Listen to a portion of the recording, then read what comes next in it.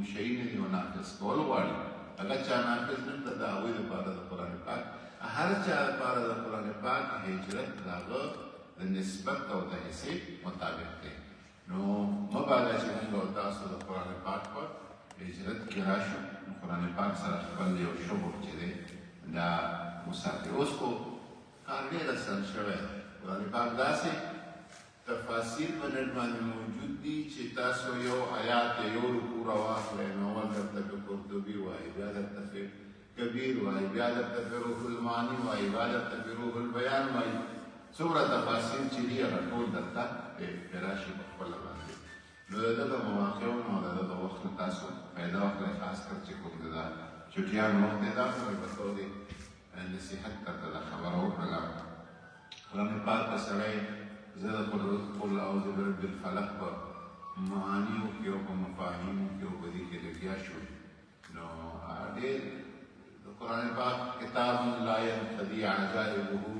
داسې کتاب دی چې د دې عجایب چې دی هغه ختمیږي نه او چې کله یو شی کې څوک راوباسي هره پیره قرآن پاک کې دا اعجاز دی چې کله هم ته دا کتاب کلاو کې او د دې په معنیو کې مفاهیمو کې تدبر وکړې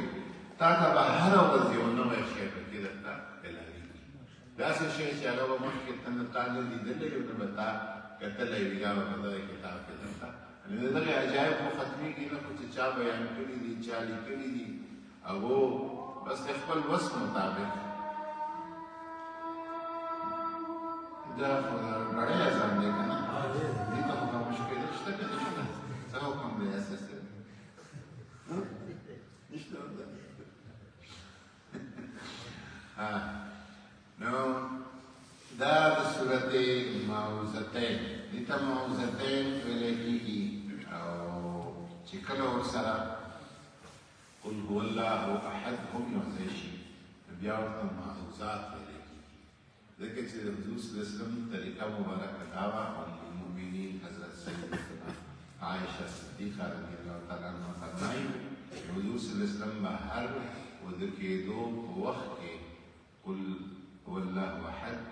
او دا دواړه وي او دې ته به دوی مبارک معوذات وي او بیا چې کله دوی مبارک اخري ورځې وي حیات طیبه او دنیا نه پرته کېده نو ام المؤمنین عایشه صدیقه فرمایي چې ما ته به ویل چې تی وایه په ما باندې یا به لاس په ما دوی مبارک په بدن باندې راښکل او چې کوم بعض خلکو ته یې ښودلي خالد بن ولید رضی الله تعالی عنه د مبارک په خدمت کې آرزو کې چې زه کله کله شپې خوب کې یعنې د ورځې خو د ما سیف الله ورځې خو یاره نه وه د شپې په خوب کې هغه ته یو روحاني تکلیف و حضور صلی الله علیه وسلم ورته چې معوذات وایه معوذات ته قل هو الله احد او قل اعوذ برب الفلق او قل اعوذ برب الناس ډېره لویه خزانه ده چې چا دا وساتله ځان سره د پنځه وخته مانځه نه بس د ګاډي کې د سفر په وخت کې چېرته د یېرې او د خوف وختي ماسخوتن کې ودو کېدو کې خپل سبعي اذکار دغې ذکر د قرآن پاک نه شروع کول پکار دي په روایتو کې راځي چې حضور صلی الله علیه وسلم به چې کله دا نوم نازل معوذتین نو حضور صلی الله علیه وسلم ډېر شیانو باندې استعاذه کوله د خدای پاک نه ډېرې دعاګانې وي او ډېر وظایف او ډېر اذکار د مبارک وګاهې مختلف روایاتو کې او حدیثو کې راغلي چې کله معوذتین راغله بیا دوی مبارک اکثر وخت چې کوم به استعاذه به یې کوله هغه به په معوذتین باندې کوله د سحر نه د جادو نه د تمام شرورو ظاهري او باطني او دنیوي او دیني او دغه نه د افاقي او د حفاظت دپاره داسې د دین نه مجرب شی بل نشته دی چې چا څومره ډېر وي او ورته ډېره فایده چې چا ځان نه کلا تاو کړه او څومره ډېر وي او کومه مضبوطه کلا دې ځان نه تاو کړله شیخ علي ابوالحسن الشاذلي یو ډېر لوی صوفي دی ابوالحسن الشاذلي هغه عبدالوهاب الشعراني صاحب د هغه نه رانقل کړي دي د هغه په حوالې سره هغه فرمایي چې څوک غواړي چې زما په اقوالو کې افعالو کې اعمالو کې احوالو کې ما له خدای پاک اخلاص لله راکړه اخلاص ټولو نه ډېر لوی شی دی اخلاص لله راکړه نو هغه دی قل هو الله کثرت سره دی وایي. او بیا عبدالوهاب شعراني صاحب لیکلي چې او بیا دا ویلي امام عبدالوهاب شعراني صاحب چې امام ابوالحسن الشاذلي وایي چې که څوک غواړي چې زه دنیا کې ما باندې خدای پاک غنا راولي فراخي او دا او په دې باره کې دواړو باره کې دا ویلي شوي چې مدنیت دا مدني بلکې دا د راجح قول دا د مفسرینو چې دا د هغو صورتونو نه دي چې کوم صورتونه یا کوم آیاتونه یو ځل په مکه مکرمه کې نازل شوي دي او یو ځل په مدینه منوره کې هم مکي دي او هم مدني دي. په دې کې یو نسخه درته وایم هغه موږ چې کومو استادانو ویلې موږ خو زموږ د مدرسو په شان دا دی چې موږ هر ځای کې د حضور صلی الله علیه وسلم په لوی شان د دې مبارکو دا زموږ مسلک دی، دا د موږ عقیده ده، دا د موږ ایمان دی، دا د موږ د ټول شیانو خلاصه او نچوړ دی. موږ ته به خپلو استادانو ویلې چې مکیتون او مدنیتون دې مطلب دا دی چې حضور په مکه کې دی، قرآن مکی دی. حضور په مدینه منوره کې دی، قرآن مدني دی. یعنې د الله وحی چې دا د حضور صلی الله علیه وسلم د شخصیت تابع دی چې د مبارک وجود چېرته دی هلته قرآن همغه یو وحی ده او همغه یو کلام دی. چې حضور په مکه مکرمه کې دی، قرآن مکی دی. چې حضور صلی الله علیه وسلم مدینه منوره کې دی، قرآن چې دی دا مدني دی. قل اعوذ برب الفلق تاسو ته به شان نزول کې به تاسو ته پته او دا بار دا دغه شوي دي چې هغې کې یو بحث شته دی چې دا لبید ابن عاصم یو یهودي و او د هغه نومه وې چې هغه په جادو کې او په سحر کې ډېرې زیاتې ماهر وي او هغوی د حضور صلی الله علیه وسلم د بدن مبارک څخه ویښته او استعمال شوي یو ږمنځ وه چې یو یهودي غلام د حضور صلی الله علیه وسلم خدمت کې حاضرېده، هغه په ذریعه باندې هغه حاصل کړ او بیا یهودو ورته کولو.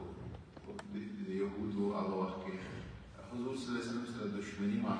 ګرچې یعرفونه کما یعرفون ابناءهم چې څنګه یې خپل زامن پېژانده، قرآن وایي چې داسې پېژانده چې دا نبی آخر الزمان دغه داسې پېژانده. خو حسد او دښمني خو د هغې خو ورته علاج نشته دی. نو هغوی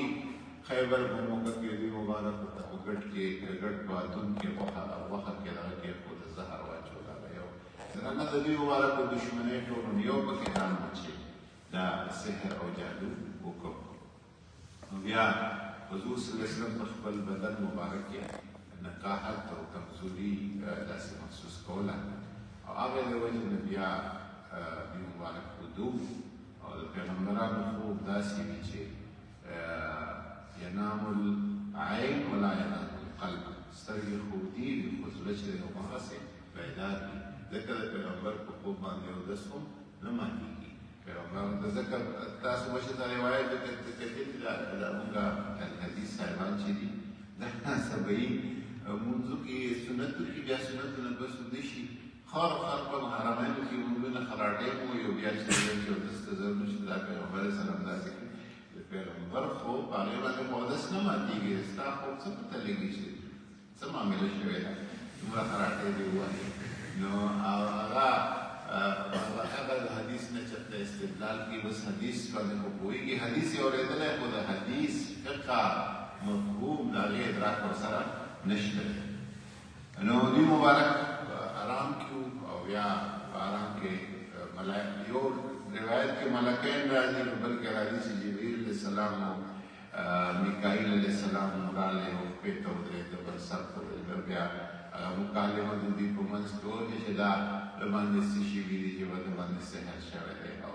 چا کړی فلانکي کړی په کوم ځای کې دی زروان یو کوی په هغې کې شوی دی.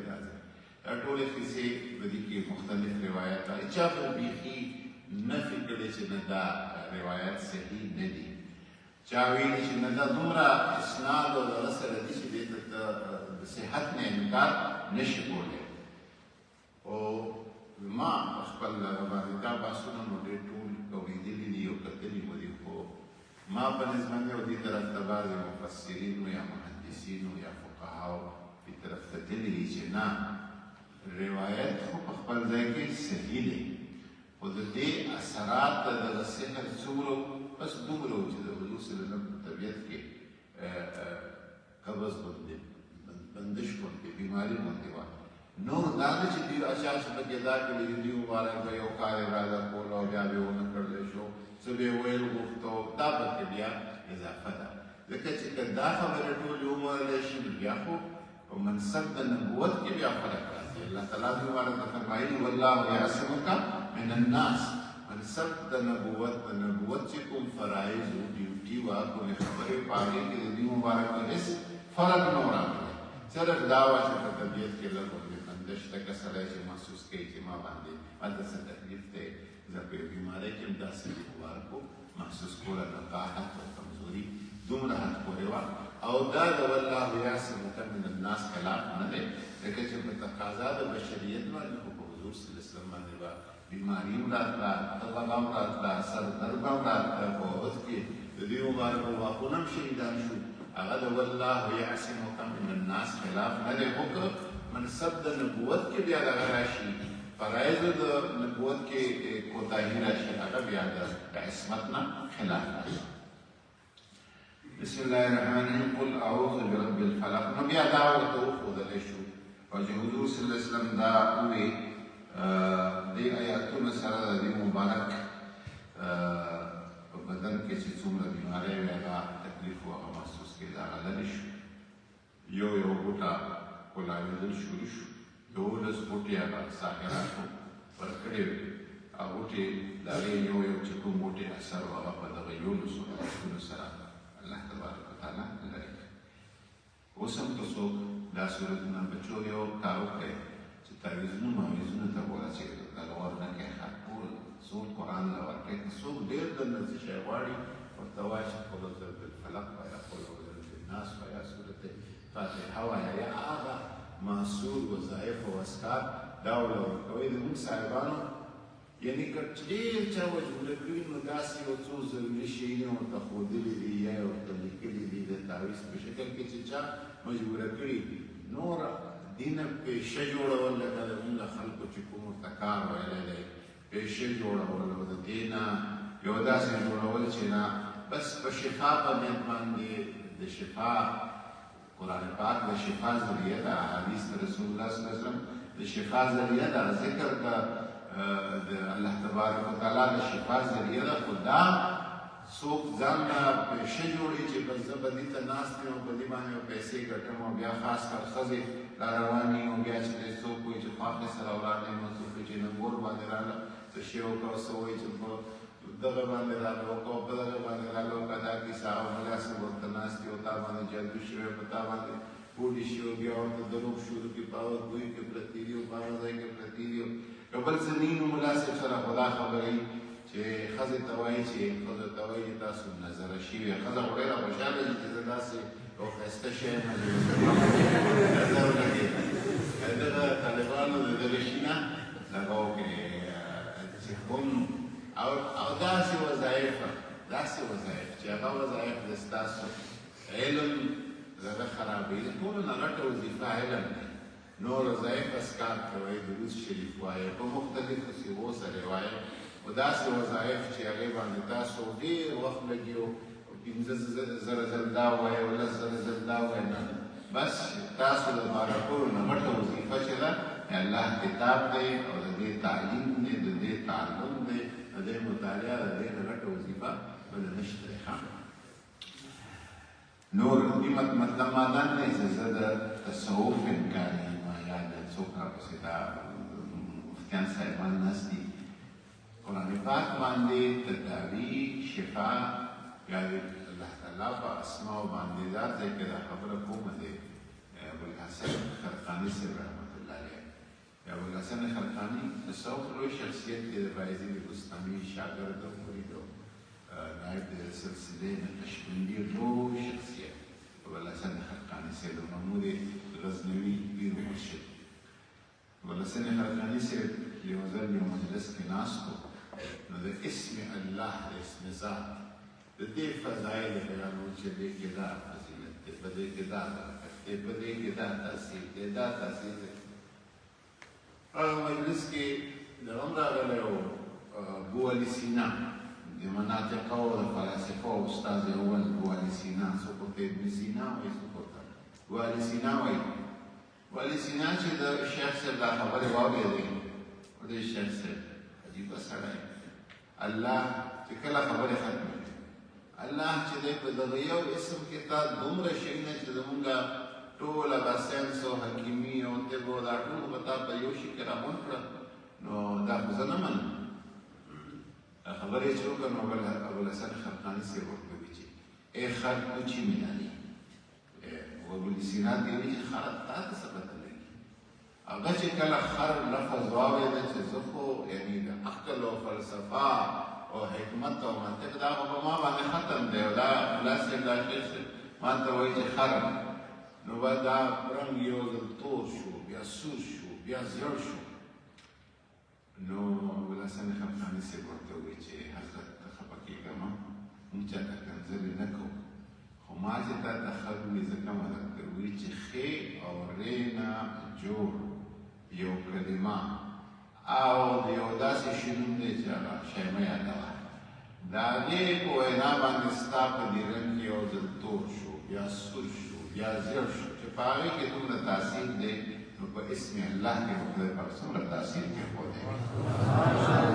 نو دا شی نه مونږ منو، دا منو، خو د دې نه یو داسې شی جوړول چې هغې باندې دغه مونږ د مسلک په خلکو باندې، حالانکه اوس مونږ مسلک پورې دا شی خاص نه دی، اوس خو اهل تشیع اهل حدیث چې چېرته دي ټولو خلکو چې کوم ته مونږ وهابیان وایو هغه ټولو دا شیانو ته زور ورکړی، سحر او جادو کوډې وسړی دا شیانو ته، خو تاسو چې دی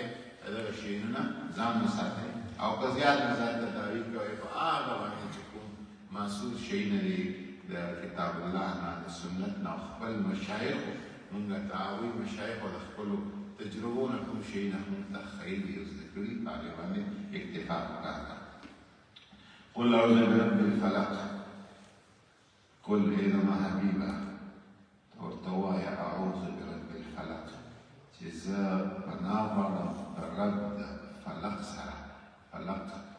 فلق او افلاق په معنا د چاودنې دی، دا سبعي وخت د فلق ځکه وایي چې په دې کې شپه وچ وي او سهار ته خدای پاک راپیدا کړي، او د دغې وخت تخصیص ځکه دی چې دا چې کوم خلک بیمار وي یا مسحور وي هغو باندې دا شپه ډېره دغه وي، په تکلیف کې وي. بیماران مو تاسو د اوږدو شپو موږ خو په خوب باندې واړه شو، او چې کوم خلک بیماران وي هغو باندې دا اوږدې شپې ډېرې سختې تېرېږي. نو هغوی لپاره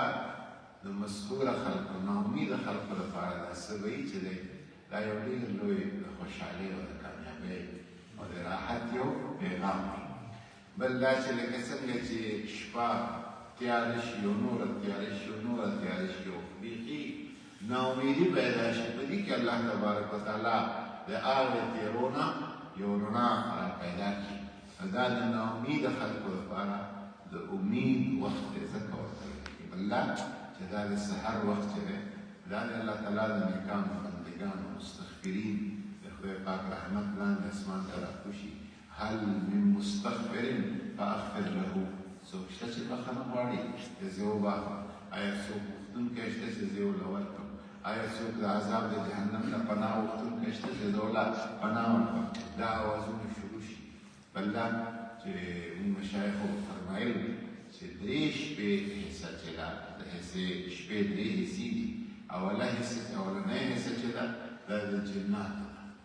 د ماښام سره ځکه حکم داسې راغلی چې خپل ماشومان ماښام وخت کې د کور نه بهر مه پرېږدئ، ځکه چې دا د جناتو د دې د اثراتو وخت دی. بیا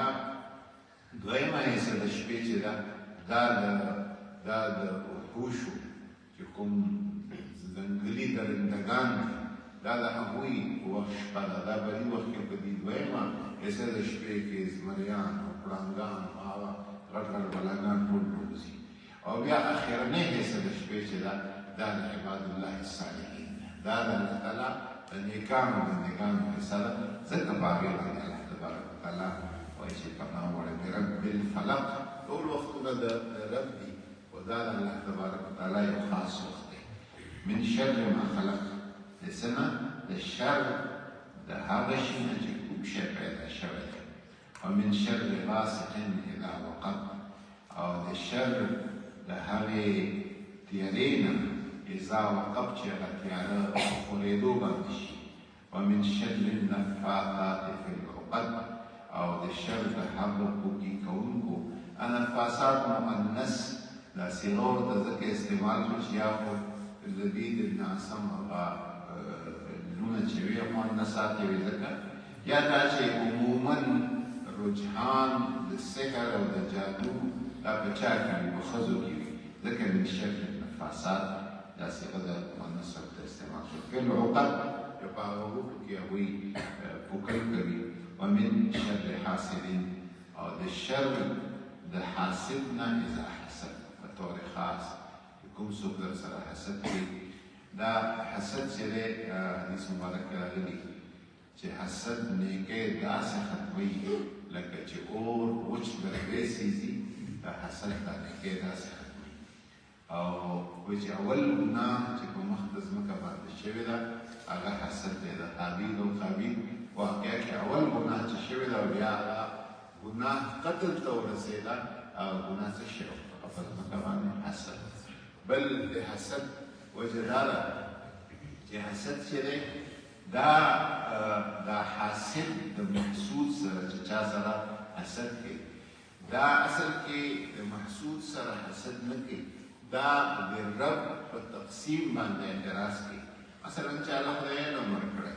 چا له خدای پاک دنیا ورکړی چا له یو مقام او مرتبه ورکړی چا له ښه صحت ورکړی چا له ښه صورت ورکړی چا له ښه اواز ورکړی نو دا خو الله تعالی ولا ورکړي چې په دې کې تو سره حسد شروع کې دا خو مطلب دی چې ته د رب په تقسیم باندې راضي نه او ته د رب په تقسیم باندې اعتراض کوي او ځکه د تیری کرم الله ته منسوب دي چې هغه فرمایي چې هر تکلیف او خفګان او رنجش د روح په منځ کې د خاندان خلکو په منځ کې د دوستانو په منځ کې دا لرې کېدی شي خو الا الحسد چې کوم رنجش او د تکلیف وجه حسد وي هغه نشي لرې کېدی ځکه چې حسد چې څوک پورې منځه لرې شوي وي لرې شوي نه وي نو هغې پورې د دې علاج بل نشته او خاص کر علماو ته یو چرته چا لیکلي یو فقیر چې دی چې یو عالم په بل عالم باندې وحي نه قبلېږي نو بیا ورسره لیکلي لأنهم قوم حسدة ځکه چې دوی په یو بل سره حسد دا ټولو نه اول د مونږ او تاسو لپاره دی حسد دا خبره چې ده چې یو بل نه په هېڅ شي کې هېڅ عمل کې هېڅ خیر کې هېڅ فضل چې چا باندې خدای پاک کړی هغه ومنو او دا د بل کمال منل چې دی که نه دا د انبیاو طریقه ده حضرت موسی علیه السلام چې الله تبارک وتعالی ته وجعل لي وزیرا من اهلي هارون اخي به ازري وجه څه بیانوي یعنی وافصح مني لسانا داسې دی که نه وافصح مني لسانا هغه چې دی د هغه ژبه کې خدای پاک دی ما سره هغه فصاحت نشته موسی علیه السلام کلیم د الله تعالی هغه وایي چې ما سره هغه فصاحت نشته هغه سره شته ته هغه له نبوت ورکړه نو دا د بل چا یو فضل او کمال منل چې دی دا د انبیاء کرامو بیا د موسی کلیم الله د هغه شیوه ده دې کې نورې خبرې درته نه کوم مخکې یو د قل اعوذ برب الفلق کې داسې هم کېدی شو چې دا داسې ویلی شوي وي چې قل اعوذ برب الفلق من شدید هر دغه سره شر بیا راغلی دی من شر ما خلق ومن شر غاسق اذا وقب ومن شر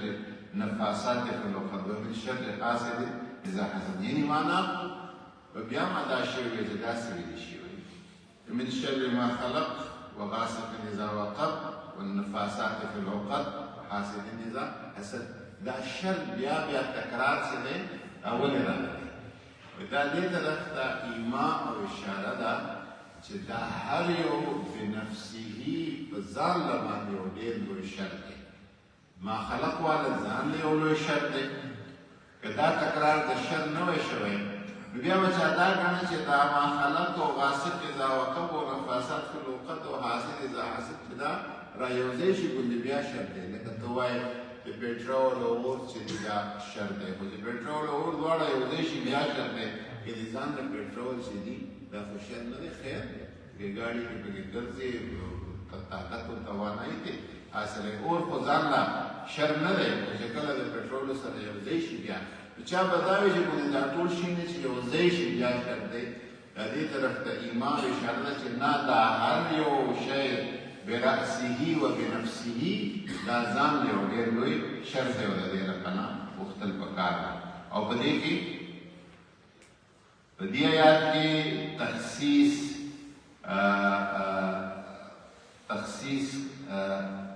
بعد التعمیم بالشر ما خلق ټول شرونه راغلي بیا خلق ډېر زیات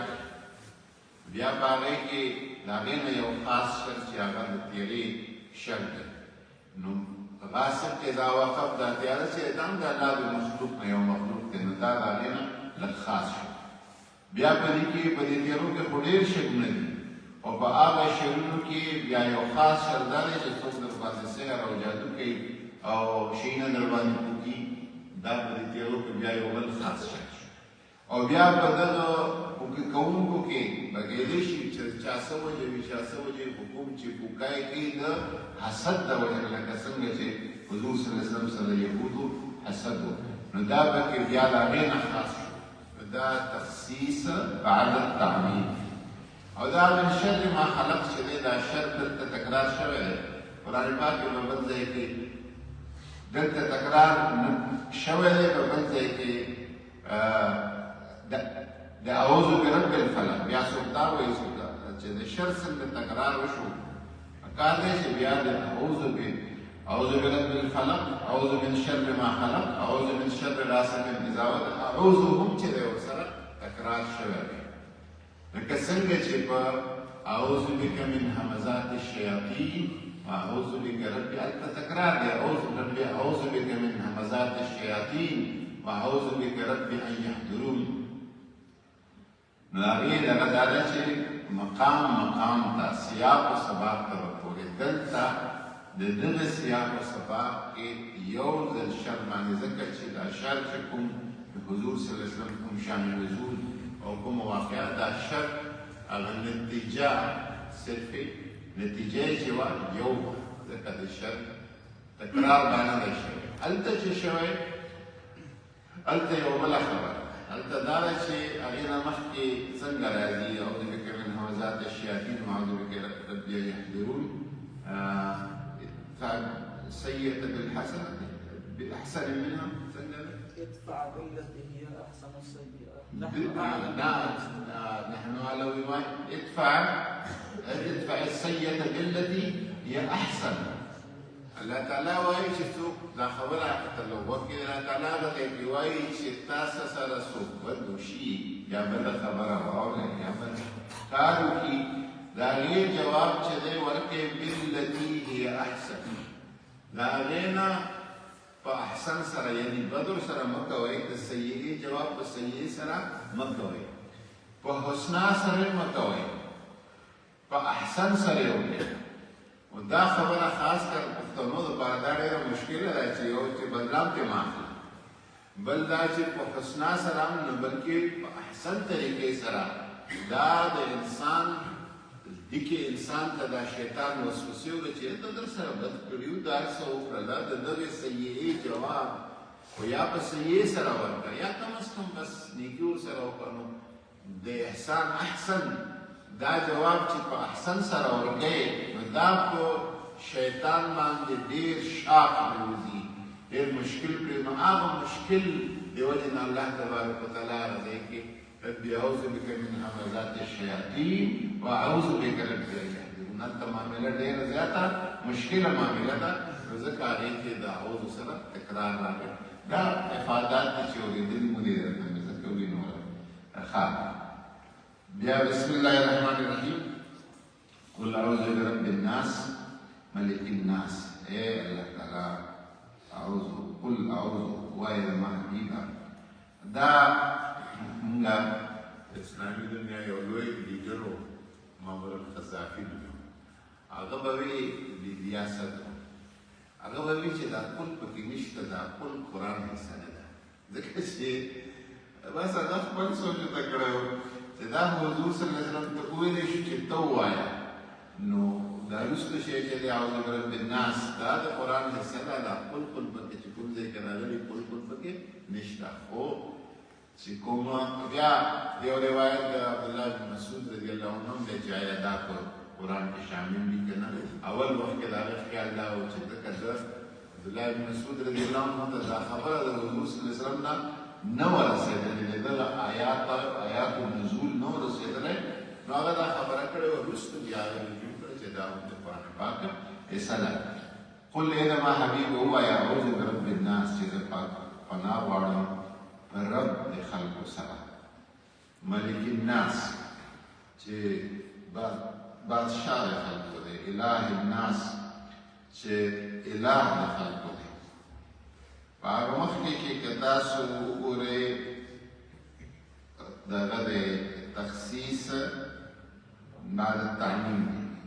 په دې کې وحدت بعد الکثرت دی یعنی رب الناس رب د خلقو سره نو رب چې دی رب هغه مرشد ته ویلی کېږي ساتونکي ته ویلی شي چې څوک چا ته یو ذمواري اولې مثلا څوک په کفر بیتو نه لګوي په لغوي معنی سره زه دا ویلی شم چې د دغې خانقاه یا د دغې مدرسې رب چې دی دا سید حسین دی یعنې په لغوي معنی سره پالونکی ساتونکی سترداري کوونکی عربي لغت کې ښځې ته هاوس وایف چې کومې د کور ښځه کور زنانه هغې ته ربة المنزل وایي د کور مالکه د کور ښځه د کور ساتونکي نو دا رب چې دی په یو وخت کې دغه کې په دوبۍ کې اماراتو کې هغوی دغه ته ارباب وایي ارباب د رب جمع ده ارباب نو ارباب خپل کفیل ته وایي ځکه چې هغه دا ټول خلکو کفالت چې کوم د هغه لاندې د هغه هم رب دی د هغه هم رب دی د هغو دپاره ارباب نو دا رب چې دی په یو وخت کې په یو ځای کې ډېر هم کېدی شي ځکه په دې کې دا زه وایم چې دا د کثرت نه سفر دی وحدت طرف ته رب ډېر کېدی شي مثلا پاکستان دی پاکستان کې د هر شریعت یو ذمه دار دی بل چا ډیوټي داره د هغه شعبې د هغه ځای د هغه کار رب دی خو ولیکن ملک الناس پاکستان کې بیا ملک چې دی دا بیا یو دی بادشاهي حکومت چې چا سره دی اتارټي چې چا سره بیا یو کس دی او بیا په دنیا کې ډېر بادشاهان کېدی شي لیکن الہ خو ډېر نشي کېدی الہ چې دی هغه یو رب العالمین دی نو دا سفر دی د وحدت د کثرت نه وحدت ته او اخر د الله تبارک وتعالی او بل دغه دا دی چې دا د انسان د پیدایش ځوانۍ او د اخري عمر دغې طرف ته اشاره ده چې اول انسان پیدا شي نو ده ته بادشاه ضرورت نشته دی ده ته د رب سره لا تعلق هغسې نه دی پیدا چې دی لمونځونه شروع کړي او روژې ونیسي چې پیدا شي ده ته ساتونکي پکار دی نو په هغه وخت کې د انسان چې کله پیدا شي او فهدیناه النجدین هغه وخت کې د مور سینې او تایونه ورته وښایي او دا ټول خسوانه دا چا ته راکوي د مور په خېټه کې که د پیدایښت نه پس د جنین بیا د رالوېدو په دې وخت کې هغه وخت کې د انسان د رب سره تعلق د ربوبیت دی بیا چې لږه زمانه تېره شي او دی بلوغت ته ورسي بیا دته احکام د شرع احکام د دین پکار دي هغه له یو نظام پکار دی لکه څنګه چې د بادشاه یو نظام وي یو قانون وي یو آیین وي یو دستور وي دته هغه پکار دی نو بیا د ځوانۍ وخت دپاره الله سره نسبت د مالک دی او بیا چې دی د کهولت او بوډاتوب عمر ته ورسي نو کریم ختم شي ریټایرمنټ وشي چې څه فرایض او ذموارۍ بیا ختم بیا الہ الناس بیا د عبادت طرف ته بیا متوجه شي نو بیا د الله تعالی سره د تعلق چې دی دا د الوهیت تعلق دی چا صوفیا یې دا دغه کړې ده تشریح کړې ده نه ترتیب هغوی وایي چې بنده چې دی چې دلته کله یو معامله چونکې دا استعاذه ده پناه غوښتل دي نو استعاذه چې ده دا اول بنده چې پناه غواړي نو مثلا دی مدرسه کې یو طالب ته یو استاذ ته تکلیف وي نو هغه به سنسر ته رجوع کړي دا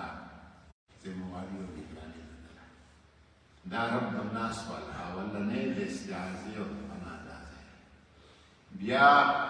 هلکه تاسو دا کار ونه کوئ صرف مثال طالبانو دا کیسه جوړه نه کوي نو هغه به بیا د بادشاه دربار ته لاړ شي او عریضه به وکړي که بیا بادشاه مو واورېده د جج نه د کورټ نه د بادشاهۍ نه د سیسټم نه د حکومت نه دلته انصاف میلاونه شو بیا به څه کوي اله الناس بیا به دی راشي خپل رب ته به وایي چې خدای پاک هلته مې وکړي هلته مې وکړي زما خبره وانه وایي اخري درجه د التجا او د استعاذې رفض دی د الله تبارک وتعالی ذات قل اعوذ برب الناس ملك الناس اله الناس من شر الوسواس الخناس الذي يوسوس في صدور الناس من الجنة والناس بدې کې یو بله نقطه ده به دا درته بیانوم ما خبرې ولیږي هغه دا ده چې په هغه مخکې کې قل اعوذ بالفلق د مستعاذ منه د چا نه چې پناه غوښتلی شي د هغې تکرار دی شر ما خلق غاسق اذا وقب نفاسات في العقد حاسد اذا حسد دا مستعاذ منه دی د هغې تکرار دی او په دغه صورت کې صورت الناس کې مستعاذ به د چا باندې پناه غواړې تکرار راغلی رب الناس ملک الناس اله الناس من شر الوسواس الخناس خو پناه د یو شي ده من شر الوسواس پناه د مستعاذ منه یو دی او مستعاذ به تکرار دی د هغې چا صاحب نظر خلکو د هغې تشریح داسې کړې چې چونکې هلته چې کوم شر دی هغه د انسان اولنی شر چې دی هغه انسان خپل نه دی دا چې دی غواړي من شر ما خلق غاسق اذا وقب دا خو د انسان خپل شر نه دی د بل شي د شر نه پناه غواړي او دا چې دی من شر الوسواس الخناس الذي يوسوس في صدور الناس من الجنة والناس دا چې انسان ته وسوسه راشي په زړه کې راواچولی شي او دی په بدو اعمالو په بدو لار روان شي دا د خپل شر دی نو دا خپل شر چې دی دا ډېر خطیر دی د هغه شر نه چې د نورو خلکو نه وي ځکه په دې ځای کې رب الناس ملک الناس اله الناس په درې واړو باندې استعاذه ده د الله تعالی په درې صفاتو په درېو اسماو په درېو نومونو باندې استعاذه شول مستعاذ منه چې دی هغه یو شو په مستعاذ به په کثرت سره ځکه دا استعاذه د دا شر چې کوم سړي ته خپل ځان نه راپېښېږي او خپله د ده په قدرت او بدغه کې دا ډېر لوی شر دی د دې وجې نه دا ټکې تکرار راغی قل اعوذ برب الناس الله ته ای زما حبیب ووایه زه پناه غواړم په رب د خلقو سره بادشاه د خلقو سره معبود د خلقو سره من شر الوسواس د شر د وسواس نه الخناس چې هغه انسان ته خناس هغه شي ته ویلی شي چې یو ځل حمله کوي او بیا واپس کېږي یو ځل حمله کوي بیا د شیطان هم په انسان باندې لکه حدیث مبارک کې راځي چې انسان باندې حمله وکړي چې کله د ذکر شروع کړي بیا واپس شي صاحبانو چې ذکر خلکو ته ښودلی دا ځکه چې حملې ته د شیطان ته چې د الله ذکر او دا شی در سره یي د شیطان درته بیا در باندې مخه نه سنګېږي یا در سره په لاس وي دا شی یا په زړه کې دا خبره وي عبدالله بن مبارک صاحب ته چا وویل چې ما سره شیطان ډېرې وسوسې او ډېر